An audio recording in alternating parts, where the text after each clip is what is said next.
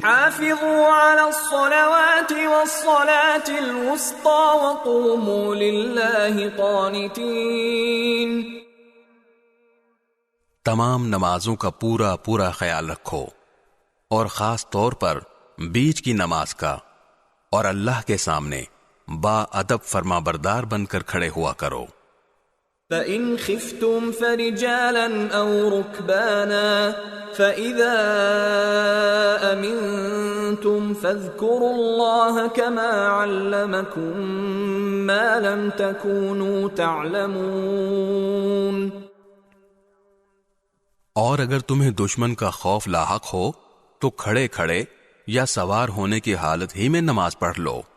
پھر جب تم امن کی حالت میں آ جاؤ تو اللہ کا ذکر اس طریقے سے کرو جو اس نے تمہیں سکھایا ہے، جس سے تم پہلے ناواقف تھے.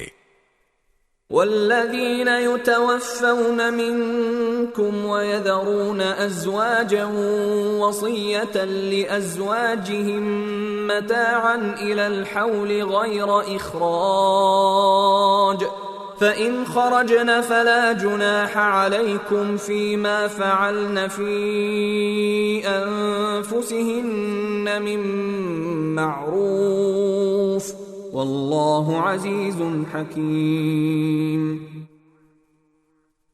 اور تم میں سے جو لوگ وفات پا جائیں اور اپنے پیچھے بیویاں چھوڑ جائیں تو اپنی بیویوں کے حق میں یہ وصیت کر جایا کریں کہ 1 سال تک وہ ترکے سے نفقہ وصول کرنے کا فائدہ اٹھائیں گی اور ان کو شوہر کے گھر سے نکالا نہیں جائے گا.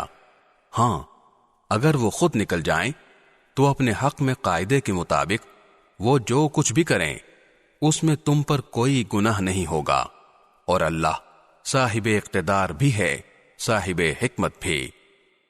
وَلِلْمُطَلَّقَاتِ مَتَاعٌ بِالْمَعْرُوفِ حَقًّا عَلَى الْمُتَّقِينَ.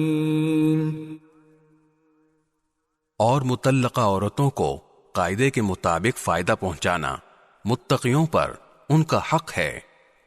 كَذَلِكَ يُبَيِّنُ اللَّهُ لَكُمْ آيَاتِهِ لَعَلَّكُمْ تَعْقِلُونَ. اللہ اپنے احکام اسی طرح وضاحت سے تمہارے سامنے بیان کرتا ہے تاکہ تم سمجھداری سے کام لو.